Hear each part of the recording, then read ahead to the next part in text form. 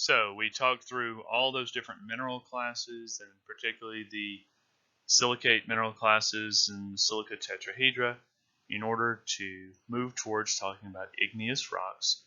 After igneous, with several parts, we'll move on to sedimentary and to metamorphic rocks. So igneous rocks are those that form from magmas or from lavas. So we talked through in the plate tectonic stuff the idea of convergent boundaries, and we talked about the Himalayas with the massive upthrust of continental crust where the Indian continent is slamming into the Asian continent. So if we're burying stuff so deep at that kind of margin, we should be melting out material, and then it should be rising toward the surface. But then I don't know of any Himalayan volcanoes. Well, why is that? So what I want to point out here is the melting is going on. It's just that the package there, the Himalayan continental crust package, is so thick that those processes are not making it all the way to the surface.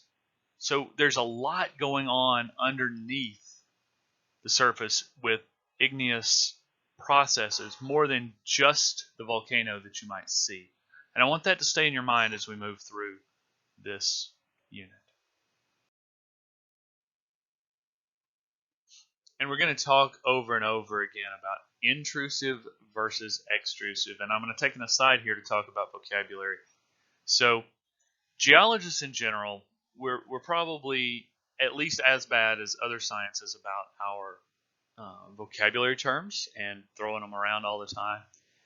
And then petrologists, and in fact that is one. Petrology is the branch of geology that studies different rock types, and igneous petrologists particularly love their terminology. So there's going to be a lot of vocabulary in this section and the others following. And so you might think about keeping a vocab list. I mean, this is going to be an online course, and everything in it is going to be open notes, but sometimes it can be frustrating to have to look up 15 things per slide. So it's a good idea to keep a running list and try to become familiar with the vocabulary as we go. Okay, so vocabulary here, intrusive versus extrusive.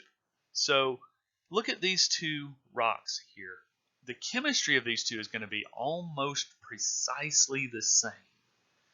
On top here we have a granite, and the pink are probably potassium feldspars, and you've got some biotite in there. The white is probably some calcium plagioclase, and then there's some gray. It's a little harder to see, but there's some gray quartz in there.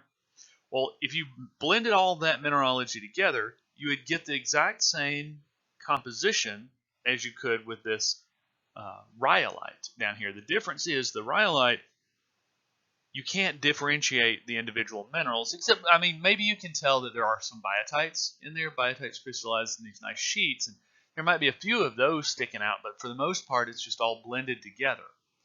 That's this idea of an intrusive rock, the granite, versus an extrusive rock, the rhyolite. And we'll talk through about what happens with those.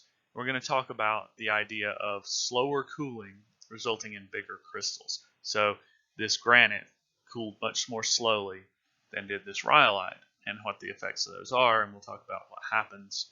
You can have a geothermal gradient that controls some of that, insulation under the ground, and the thermal mass. If you heat up so much rock, then you just keep the temperature.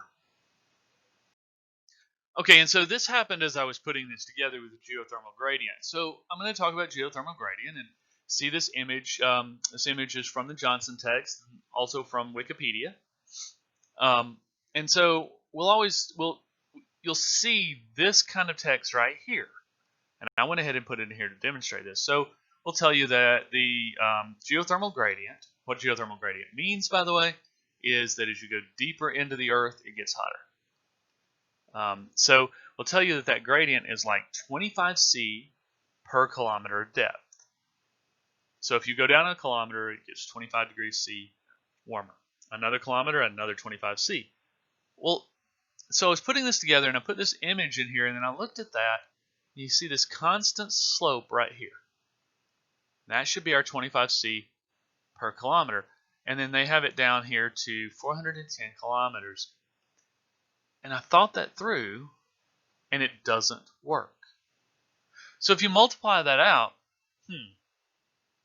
410 kilometers times 25C per kilometer, we're talking about 10,250 C.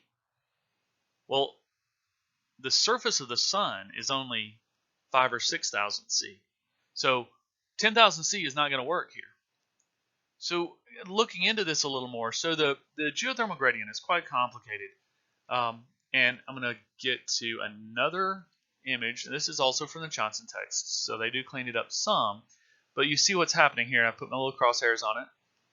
And we're at about 1,100 C and about 100 kilometers depth.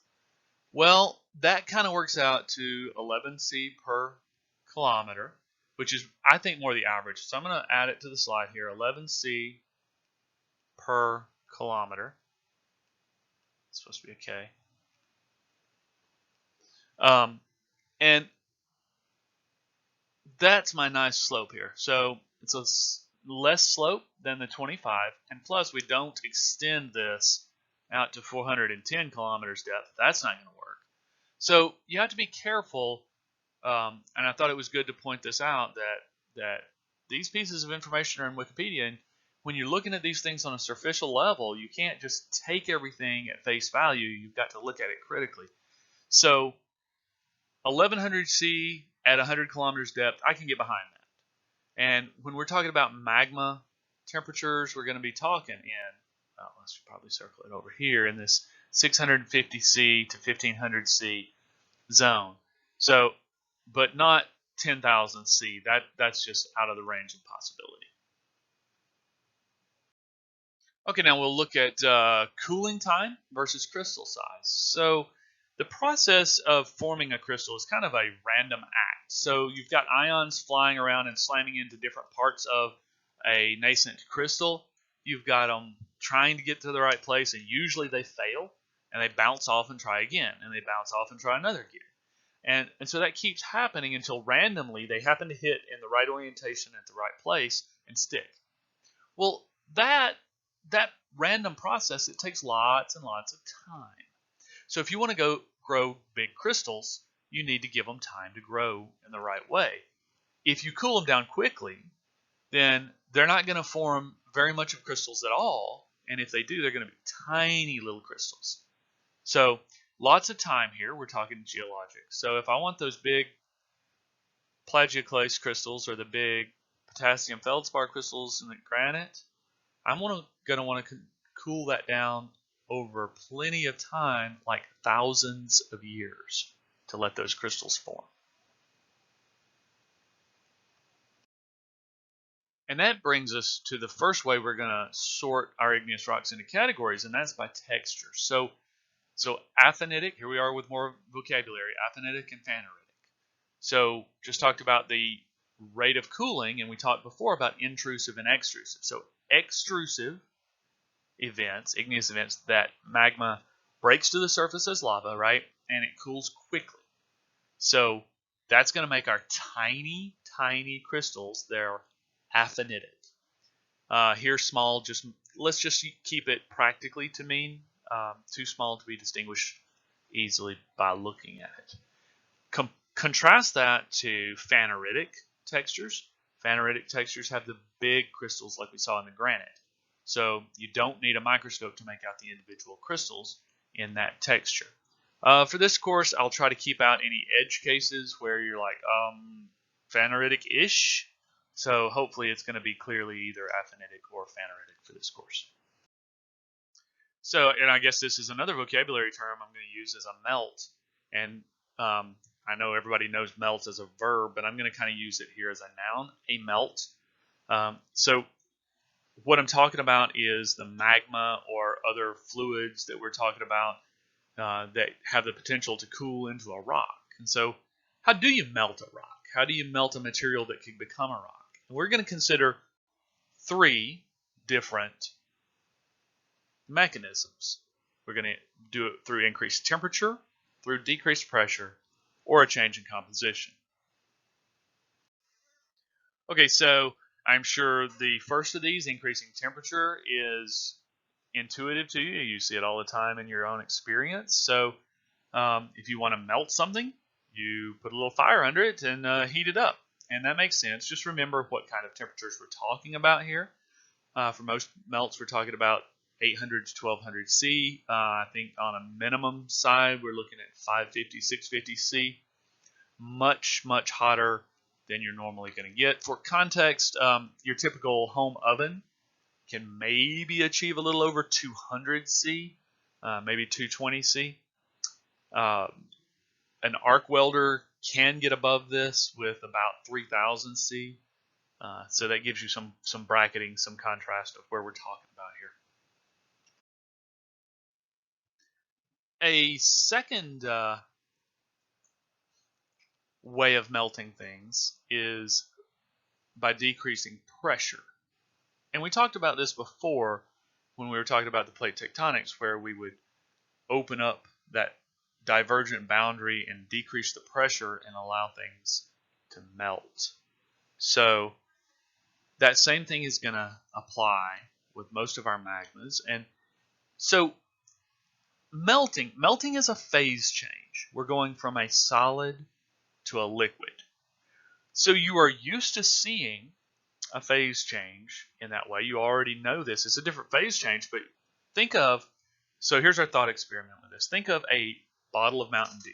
All right, so you've gone into a store and you've bought this bottle of Mountain Dew out of the cooler. It's nice and cold, and look at that material in there. It's a liquid, but you already know that it has dissolved gas inside that. So the dissolved gas is a phase, all right?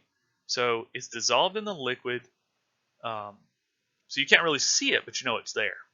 So we're going to take that nice bottle of Mountain Dew and we're going to put it on the dash of the car. And then we're going to go in another store, we're going to lock up the car, roll up the windows on a sunny day in July. We're going to leave that bottle of Mountain Dew sitting on the dash. And let's say you stay in there for a couple of hours and come back. So what's going to happen to that Mountain Dew? Well, you pick it up and look at it, right? The gas is still in a dissolved phase. Nothing has changed. But if you open that thing right now, you know what's going to happen. The phase change is going to happen, and it's going to happen rapidly. All of that dissolved phase gas is going to change to a gaseous phase, and it's going to all come out of solution all at once, and the Mountain Dew is going to go everywhere. Okay, well, a similar phase change can happen in melting a magma. So you've got it under this extreme pressure. It's hot. It's 1200 C, 1100 C. It's hot, but since it's under extreme pressure, we've held it in the liquid phase. If we remove the pressure suddenly, that's going to go from a solid to a liquid. That is a phase change in the same way as the Mountain Dew experiment. There's a link here if you look at the PowerPoint. It's a nice experiment you can do with a syringe if any of you work in the medical field. Just grab you a 10 cc syringe or whatever size you can get. And what they do in this is they basically just put some water in it, plug the bottom, and then pull the plunger. So what that's going to do is it's going to increase the volume inside and decrease the pressure. Now, water in it would still be the same temperature, but you will see that water boil. You're changing phases. You're forcing it to boil. And as I mentioned, we've seen this before in the plate tectonics stuff where we talked about there are a couple of ways. So if we start from right here, to get into this liquid zone up here, that whole zone up there is liquid. To get into that zone from here, right, we could increase temperature. Or we could start from that same spot and we could decrease pressure and get into the liquid. Both ways will get us into the liquid. And so both will melt our material.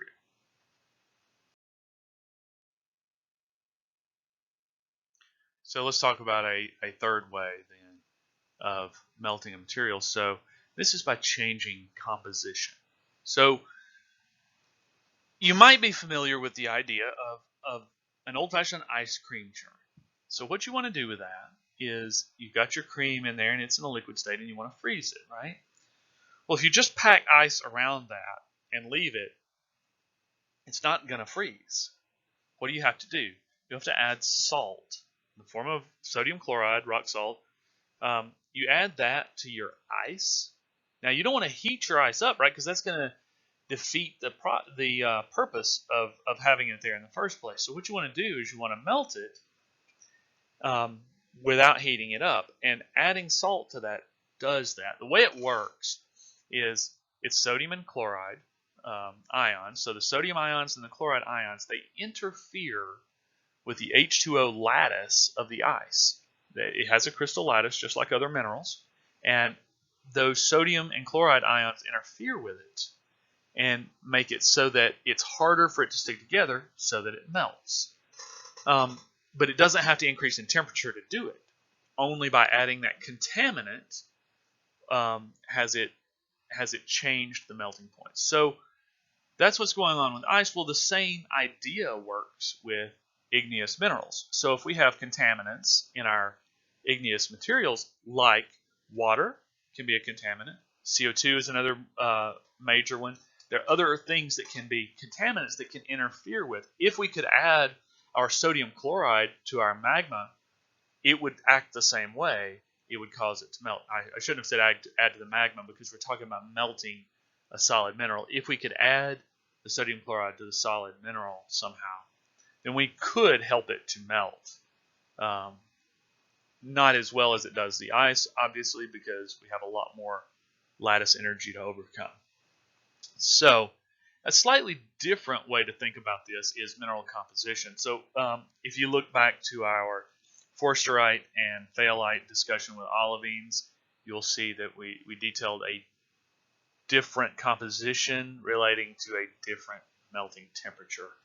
Both of these mechanisms give us a way to change our phase behavior by changing composition of our material. And here's one of those diagrams we love so much in geology, right? So if you look at what's happening here, so this dashed red line, that represents the temperature pressure line for where a granite, like that one we saw early on slide 2, that's where it melts. So to the right of this line, it's in the melt zone. So it's molten granitic magma. To the left of this, it would be solid granite. So, but see how this is called a dry granite? What that means is just the granitic minerals that we're talking about. Wet here, wet means it has contaminants like water. The reason it's called wet is because water is one of the main ones. But you can have other things in it too. CO2 is a main one too. So if you have a wet version, so look at this difference here. You're moving at, let's say, 10 gigapascals. You change the melting point from like 1100 C down to like 600 C. So that is an extreme difference in the melting behavior just because we have that level of contaminants in it. So that's changing the melting behavior by changing composition of the material. And point out that, of course, I'm simplifying this a lot. Things are never as simple as they would like to be on the surface. So this guy here on the top right, that's a magmatite where you've got just these molten zones in it. Some of it melted and some of it didn't. Some of it got squeezed through. This one over here, you've got, see those angles? So those are chunks that broke off of something into a magma. Well, because that you have sharp points involved, these little pieces here that broke off, these chunks, they didn't undergo melting. They stayed as they were. And then in this one, I don't even know what all is going on this one. It looks like you've got chunks here, these dark gray inside a medium gray thing, and then maybe that medium gray also broke off inside this other. So you have multiple generations, lots of chaos going on with this one. So it's never as simple as we make it out. There's always more depth to the rabbit hole. Okay, another thing with composition is that it can change. through the process. And this, we're going to lead to a thing called Bowen's reaction series with this. So we're going to talk about how the melt can change character over time and conditions. So remember we talked about the nesosilicates. Think back to our silicates. And so these blue triangles are going to represent my silica tetrahedra. Hope you still got your tets hanging around there. Then these are going to be my maybe magnesium and iron cations, but my metal cations here.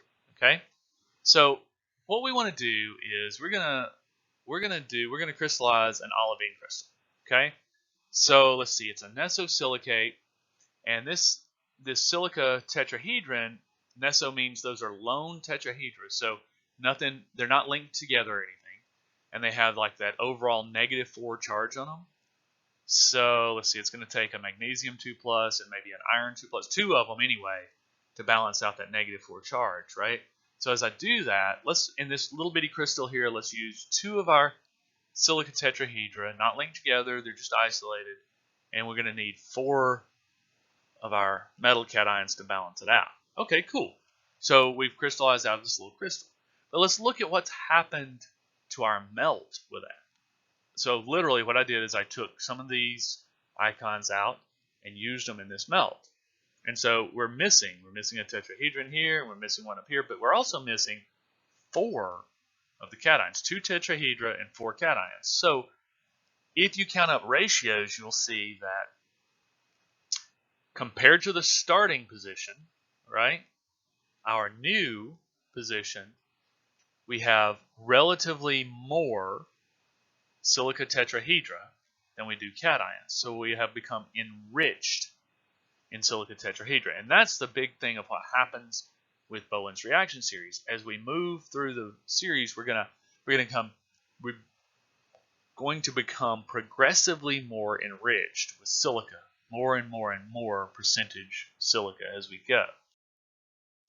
And Bowen did this by observation. He actually set up experiments where he took a parent melt, ultramafic. We'll talk about what that means in a minute, but it's going to crystallize out olivine, right? So we're crystallizing out that olivine like I showed on the last slide with my little crystal.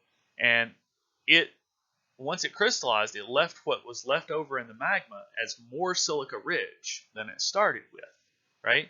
So let's say that's crystallizing at 1400 C. So we'll keep it at 1400 C, and we've got nice, happy olivine crystals, and we've got a melt surrounding them. Okay. Well, if we lower the temperature some more, we can start to crystallize new minerals. But now what's happened is the silica tetrahedra are so abundant that they're running into each other a lot.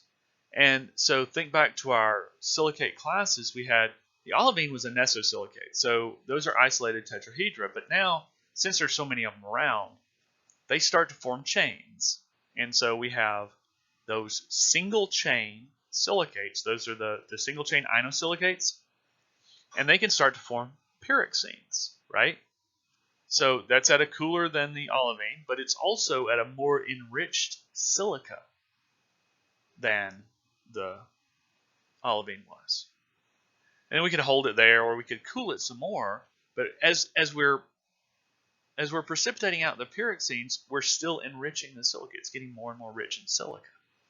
And now we get a zone where this is cooler than the pyroxenes were, but these are still inosilicates. But the amphiboles, are the double chain type. So you see how we're getting enough silica in there now that it's becoming more and more complex silicate mixtures, and so we can start to precipitate amphiboles, which is a more efficient usage of those silica tetrahedra since there's so many of them around. We have fewer and fewer cations to go with it. Well, if we go even further, we've used up our cations so much that we've got so much silica tetrahedra hanging around. They start to form in the sheets. Remember the phyllosilicate class. Well, biotite is a phyllosilicate. So now we have most of our silica tetrahedra arranged in these long sheets, 2-dimensional sheets, with just the iron cations or whatever cations we have left in between those sheets, so that it's a very, very efficient usage of those cations just in between the big wide sheets of silica tetrahedra. Eventually, we're going to run out of most everything except for the silica tetrahedra. I mean, with potassium feldspar, we've got literally some potassium, along with a tectosilicate, which was the 3D network silicates. So mostly, though, we've got the silica tetrahedra linked to each other with maybe some big cations like potassiums and sodiums or something like that in between. Or you can go all the way to quartz at the bottom of the Bowen's reaction series, where, remember, quartz is nothing but silica tetrahedra all linked together. So basically, you're at this point after you've run out of all the other cations that you could possibly use in between, and you just got to link the silica tetrahedra together in some kind of network. That's all you've got left. And here's a more simplified version of the Bowen's reaction series. You'll see this one used a lot. So what I just went through with those where we crystallized out of olivine, and then there's a break, and then we crystallized out of pyroxene, and then there's a break. Well, those breaks, they make it discontinuous. So we've got one mineral precipitating at one point on the diagram, and then later we have a totally different mineral, in fact, even a different mineral class in these cases. So that's discontinuous.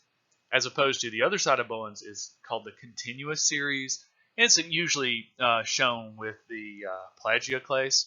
We talked about this with olivines back in the silicate lectures, where we had, in the case of olivine, we had the forsterite versus sphaelite, where it could have any mixture of the iron and magnesium. The same sort of thing can happen with the plagioclase, where we can have calcium. We can have all calcium plagioclase, which is an anorthite. We can have an all sodium plagioclase, which is a ligoclase. We can also have anything in between. We can have 23.5% sodium, or we can have 72.1%. I literally just made those numbers up out of thin air, because we could have any number in between, because this is a continuous series. Okay, both of these lines from Bowen's are going to converge down here, where you've run out of everything but your quartz, your silica tetrahedra, and you got to do something with them at the end. And this is a totally felsic system. And so that's going to lead us to the way we talk about magmas and the way we classify them. And it's based on those silica tetrahedra. So here in our ultramafic, where we were crystallizing out the nesosilicate olivines, right? The nesosilicate meant that those were individualized tetrahedra. So the viscosity, that's another vocabulary word, viscosity, that is the idea of resistance to flow. Right? So let's define it a little bit. Let's talk about, if you've got a 45-degree plane, let's say you have a board set at 45 degrees, okay? So thought experiment.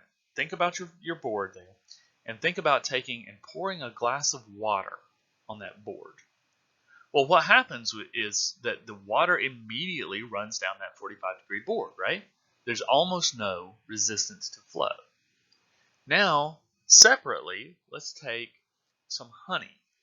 And if you pour honey on that board, right, it's still going to flow down the board, but nowhere near as quickly, right? Because it is a more viscous fluid. So it resists flow more, the honey does. Okay, so now let's relate that to magmas. Well, all magmas are going to be more viscous than honey, but there are differences in the viscosity. So ultramafic is characterized by those nesosilicate, those isolated tetrahedra. They flow pretty well, at least relative to other magmas. So you have an ultramafic magma is the least viscous. And then the mafic is where we were starting to talk about the pyroxene. So you have those chains, those single chains, and they start to get in each other's way. And that's what generates that resistance to flow, that viscosity. It comes from the silicate chains interfering with each other, flowing past each other. And then as we move further down Bowen's reaction series, we get to the double chains. They're even harder. We start to get into phyllosilicates, the sheets. They have a lot of time moving around if you have stuff already arranged in sheets in the magma. all the way down to rhyolitic, where we have these networks, big networks of silica tetrahedra, almost quartz, and it is so hard for it to flow, for it to move, because it's all trying to link up in all these different directions. So that's what gives us viscosity, and it explains most of the behavior of those different magmas. So our ultramafic magma we can think of as maybe greater than 1400 C. So 45% silica, we're going to call a very low silica content. So 45% by mass, since the rest of it is like iron and magnesium and aluminum and some other stuff. But 45% silica is a very low amount of silica content, and this means a very low viscosity. But then once we have precipitated out some of those iron and magnesiums, we're enriched in silica. Now we're maybe half silica, 45-55% silica. So we're still going to call this a low silica content and a low viscosity. But then we're going to go further to an intermediate magma. And you could also call this an andesitic magma. We're 800 to 1000 C now. Now we're up to like 55 to 65% silica. This is a lot. We're going to call it a medium silica content, but it's getting more and more, progressively more viscous because of this increasing silica content. So think back to the mafic magmas, and that's like your Hawaiian style volcanoes, and so you think of the lava coming out of that and flow. Compared to this intermediate magma, this is more like Mount St. Helens. So think about the volcanoes at Hawaii that erupt the lava that flows down the side of the volcano versus the explosion that happened when Mount St. Helens erupted. And so that you're looking at that viscosity trapping gas in it, and it's that big Mountain Dew bottle that we were talking about where it explodes when the pressure is released. In the case of Mount St. Helens, you had a fracture that breached the magma chamber, and suddenly all that gas was able to bubble out of solution all at once, and that's when it exploded. So because of the increased viscosity not letting the gas out, that's what causes this to be so much more explosive of a magma. Also, the Andes Mountains, I think that's where the name comes for andesitic. So that's what we're talking about, this kind of magma. And of course, you can go even further to a felsic or rhyolitic magma. Temperature-wise, we're down a lot further, 650 to 800 C. But look, we're so much silica now, 65% silica now, or more. And so that's such a high viscosity, it does not let the gases or other volatiles in it out very well. It doesn't flow very well at all. It just is a very dangerous and explosive magma, even more so than Mount St. Helens was. That takes us through our different kinds of magma and our differentiation of it. So next we'll turn to volcanoes and different kinds of extrusive situations.